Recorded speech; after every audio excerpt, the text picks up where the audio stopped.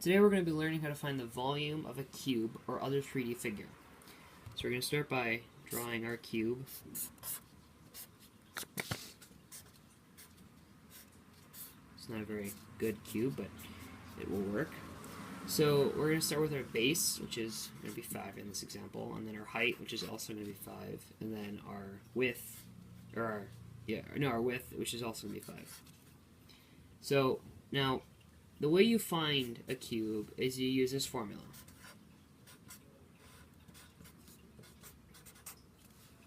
So base times height times width. So for this one, we're going to put, for base 5, because this is 5, times height, which is also 5, times width, which is also 5, which equals 125. And that is how you find your volume.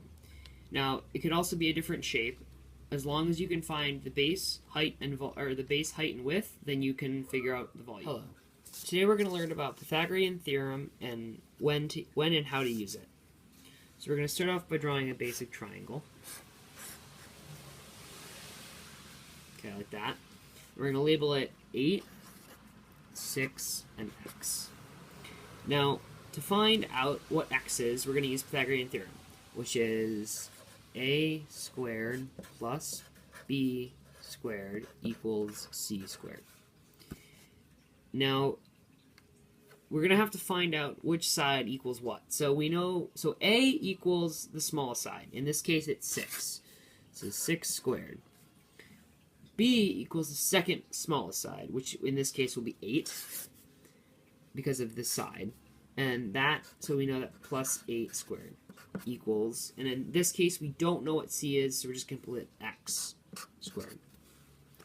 Now, 6 squared equals 36, 8 squared equals 64, and again we don't know what x is, so we're just going to have to leave it x equals x squared. So now we can start to add this up and kind of condense it a little bit. So 36 plus 64 equals 100. And then x squared. Now we have to figure out what x squared is, but in order to do this we need to use a square root. So we're going to square root 100, and we're going to square root x squared. So this comes out to x, and this comes out to 10. So we figured out that x equals 10. Now if you want to make sure of your results, you can do the same thing, but instead of putting down x squared, you just fill in for 10. So again, it's 6 squared plus 8 squared equals 10 squared. So 36 plus 64 equals 100. And then this equals 100. So we know it works out. Thanks for watching. Today I'm going to be showing you how to find the area of a triangle. So for this case, we're going to be using this triangle right here. So it's got a side length of 5.7, another side length of 5, a base length of 4, and a base length of 3, and a height length of 4. So the formula we're going to be using today is base times height divided by 2. So we know that our base is 7, right here, because 4 plus 3 equals 7. We also know our height is going to be 4, because our height right here is 4. So 4 times 7 equals 28.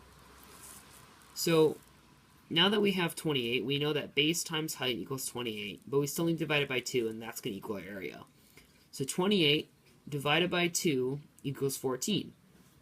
Thanks for watching.